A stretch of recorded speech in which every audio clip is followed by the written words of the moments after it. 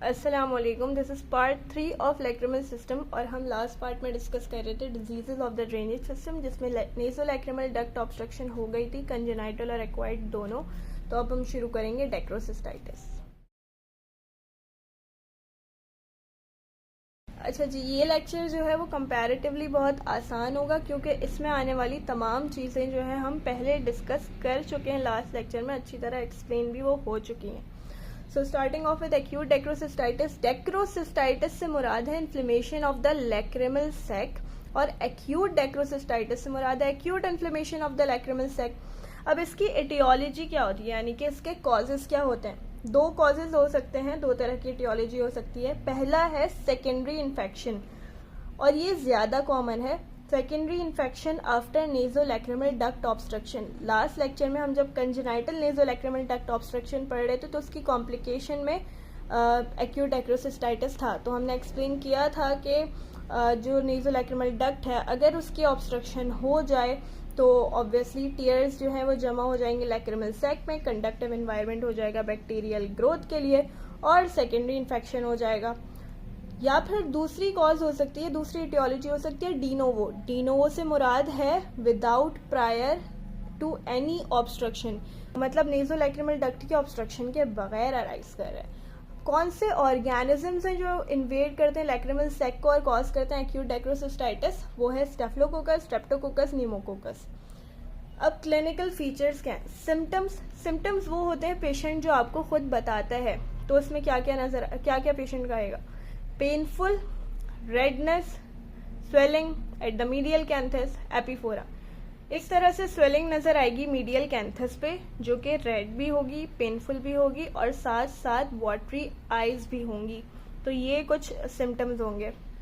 अब उसके बाद एग्जामिनेशन पे, जब हम एग्जामिनेशन करेंगे तो हमें क्या क्या नजर आएगा? ऑब्वियसली स्वेलिंग नजर आएगी जो कि मीडियल कैंथस पे होगी, रेडिश होगी, टेंडर टू टच होगी, यानी कि जब हाथ लगाएंगे तो पेशेंट को पेन की शिकायत होगी। उसके अलावा म्यूकोप्यूरेलेंट या प्यूरेलेंट डिस्चार्ज होगा। ऐसा क्यों होगा? ऑब्वियसली बैक्टीरियल इन्फेक्शन है वहाँ पे, तो जहाँ बैक्टीरियल इन्फेक्शन होता है वहाँ म्यूकोप्यूरेलेंट मटेरियल की प्रोडक्शन तो होती है। उसके अलावा एब्सिस फॉर्मेशन हो सकती है इन अनट्रीटेड केसेस, यानी कि पस जो है वो जमा होना शुरू हो जाएगा, एक पॉकेट ऑफ पस बन जाएगा जिसे हम कहते हैं एब्सिस। और ये एब्सिस किस तरह का दिखता है मैं 1 मिनट शो करती हूँ। तो ये 2 पिक्चर्स हैं जिसमें एब्सिस शो किया गया है। तो इस तरह से एब्सिस फॉर्मेशन हो सकती है, यानी कि इस तरह से एब्सिस फॉर्मेशन हो सकती है। अब ये एब्सिस जो है वो रप्चर भी हो सकता है और पस बाहर आना भी शुरू हो सकता है, और वो कुछ इस तरह नजर आता है, एब्सिस रप्चर होके पस बाहर आ रहा है। उसके अलावा जो लास्ट सिम्टम्स एग्जामिनेशन आपको याद रखनी है वो है regurgitation test is difficult to perform because of tenderness. Regurgitation test हमने लास्ट लेक्चर में डिटेल में एक्सप्लेन किया था।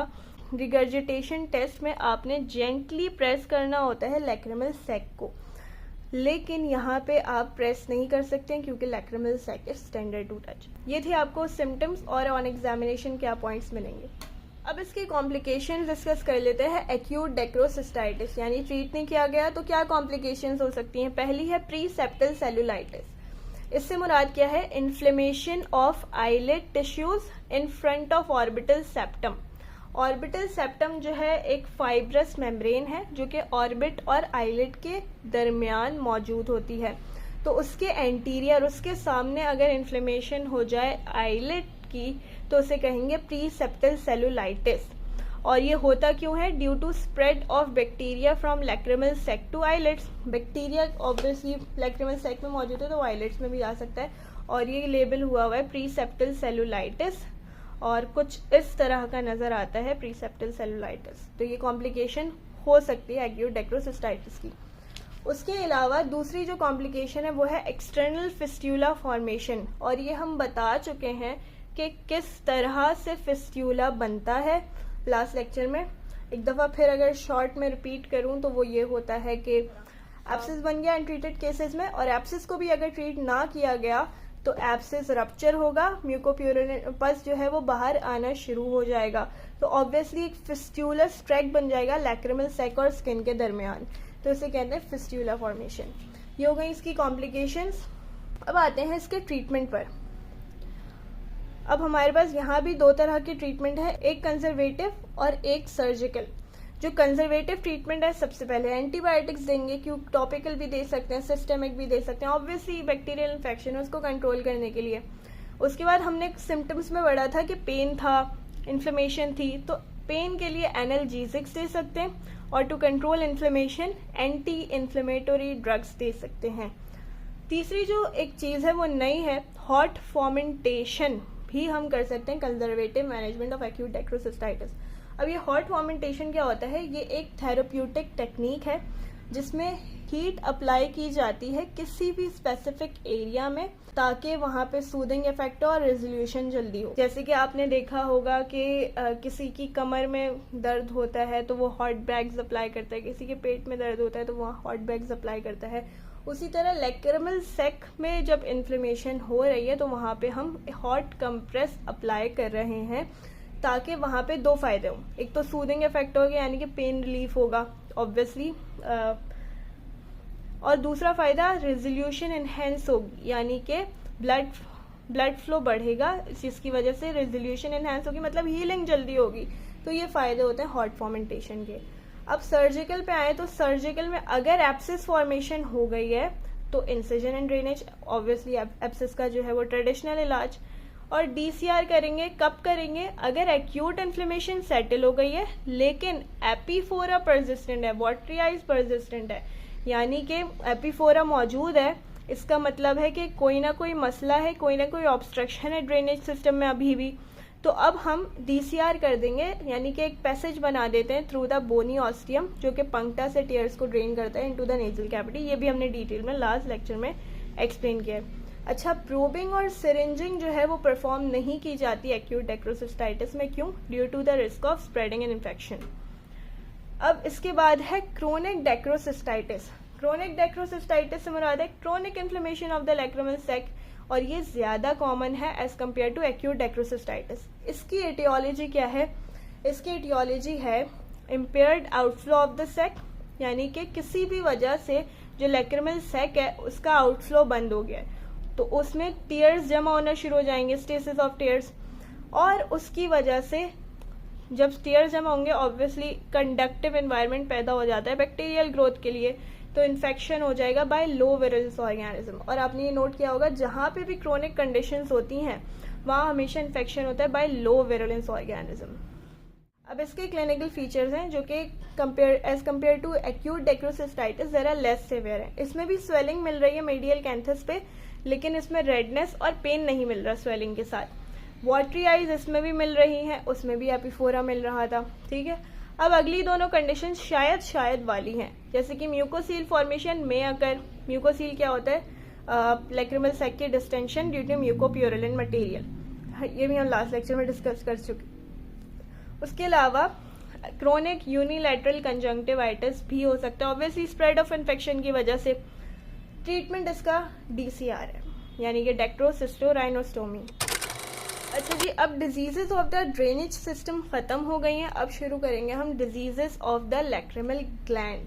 3 तरह की डिजीजेस पढ़नी है जिसमें एक्यूट डेक्रोएडेनाइटिस है, क्रोनिक डेक्रोएडेनाइटिस और केरेटोकंजंक्टिवाइटिस सिक्का, जिसको ड्राई आई भी कहते हैं। Starting off with acute dacryoadenitis. Dacryoadenitis से मुराद होता है inflammation of the lacrimal gland. Acute dacryoadenitis से मुराद acute inflammation of the lacrimal gland. इसकी एटियोलॉजी क्या होती है? तो इसके 3 तरह के इन्फेक्शंस हो सकते हैं जो कि एक्यूट डेक्रोएडेनाइटिस करते हैं।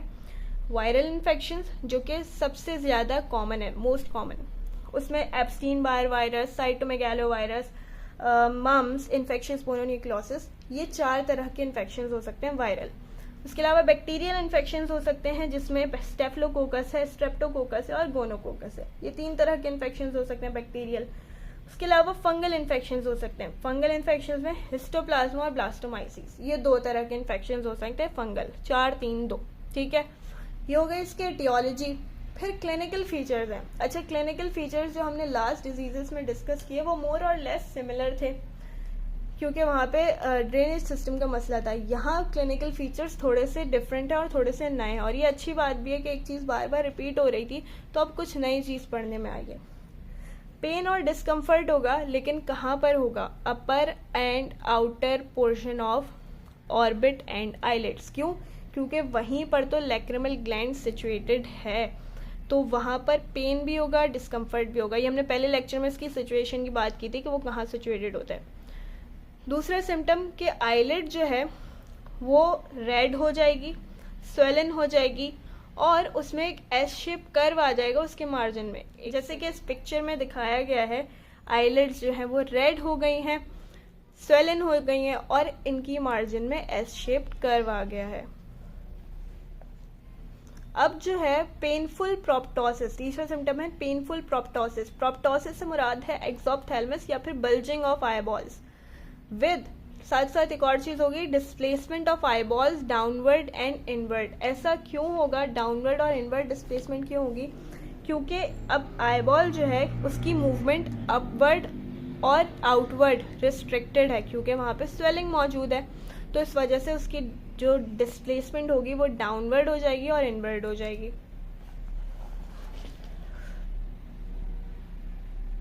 चौथा सिम्टम, इवर्जन अगर करें लिड की तो एक तो वो पेनफुल होगी, लेकिन अगर फिर भी इवर्जन करते हैं तो उसमें स्वेलिन और रेडिश ग्लैंड नजर आएगा। ज़ाहिर है लैक्रिमल ग्लैंड की स्वेलिंग हुई भी है ना, इन्फ्लेमेशन हुई भी है।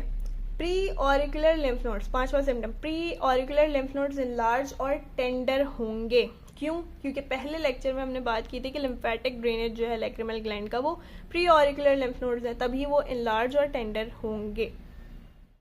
डिजीज क्या है एक्यूट डेक्रोएडेनाइटिस के? तो वो सबसे पहले आईलिड एब्सेस हम सस्पेक्ट कर सकते हैं, ये भी हो सकता है। उसके अलावा दोनों हॉर्ड्यूलम, हॉर्ड्यूलम इंटरनम, हॉर्ड्यूलम एक्सटर्नम, जिसको हम स्टाई भी कहते हैं।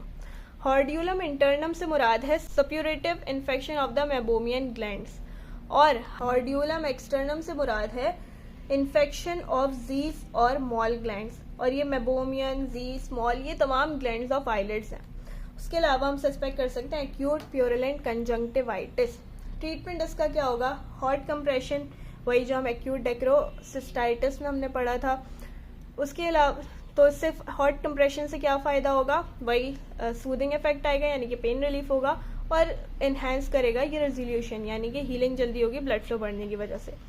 सिस्टमिक एनाल्जेसिक्स देंगे ऑब्वियसली पेन रिलीफ करने के लिए, एंटीबायोटिक्स देंगे इन्फेक्शन कंट्रोल करने के लिए। अगर एब्सेस हो गया है तो इंसिजन एंड ड्रेनेज, तो इसके ट्रीटमेंट में कोई खास बात नहीं थी। फिर क्रोनिक डेक्रोएडेनाइटिस क्या होता है? Chronic inflammation of the lacrimal gland. इसकी एटियोलॉजी क्या है?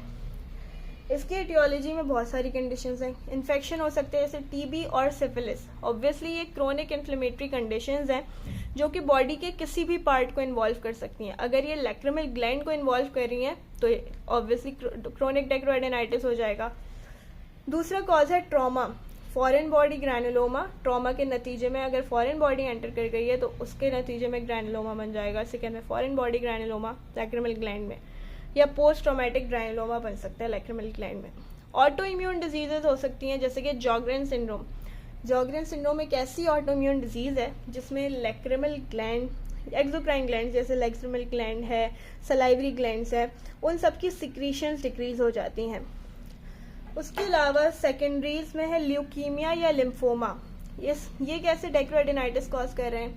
अगर ल्यूकीमिया और लिम्फोमा जो कि दोनों कैंसर्स हैं उनके सेल्स इन्फिल्ट्रेट करके लैक्रिमल ग्लैंड में आ जाएं तो वो वहाँ पे क्रोनिक डेक्रोएडेनाइटिस कर सकते हैं। और अननोन में सार्कोइडोसिस, अमाइलॉइडोसिस, ऑब्वियसली ये भी इन्फ्लेमेटरी कंडीशंस है, क्रोनिक इन्फ्लेमेटरी कंडीशंस, ये भी डेक्रोएडेनाइटिस कर सकती हैं अगर ये लैक्रिमल ग्लैंड को इन्वॉल्व कर लें। अब आते हैं इसके क्लिनिकल फीचर्स पे। तो इसमें ये बात याद रहे कि इसमें पेन लेस इनलार्जमेंट होती है लैक्रिमल ग्लैंड की। इनलार्जमेंट तो हो रही है लेकिन वो पेन लेस इनलार्जमेंट है। यही फर्क है एक्यूट और क्रोनिक डेक्रोएडेनाइटिस में पेन का। वहां पे पेन और डिस्कम्फर्ट था, यहाँ पेन लेस इनलार्जमेंट है लैक्रिमल ग्लैंड की। बाकी ये point S shaped curve of lacrimal eyelid margin यहाँ भी है, वहां भी था, कॉमन पॉइंट है। ये पॉइंट भी displacement of eyelid downward, eyeball downward and inward due to restriction of movement upward and outward, ये भी रिपीटेड है, मतलब वहां भी था यहाँ भी है। Eversion of lid show swelling of gland, ये पॉइंट भी वहां भी था यहाँ भी है। हाँ, ये नया पॉइंट है कि डिप्लोपिया हो सकता है अगर पेशेंट ऊपर देखना चाहे या बाहर की तरफ देखना चाहे, यानी कि लेटरल साइड पे। तो in up and out gauge diplopia हो सकता है, यानी कि डबल नज़र आएगा पेशेंट को। अब आते हैं इसके डायग्नोसिस और ट्रीटमेंट पे। तो डायग्नोसिस इसका क्लिनिकल एग्जामिनेशन पे बेस करेगा। कुछ केसेस में MRI सिटी स्कैन भी करा सकते हैं ज़रूरत के तहत। ट्रीटमेंट जो है वो कुछ भी नहीं है, अंडरलाइंग कॉज को ट्रीट करते हैं। So that's all for part 3 of lacrimal system. इंशाल्लाह जो नेक्स्ट पार्ट होगा, पार्ट 4, वो हमारा लास्ट पार्ट होगा।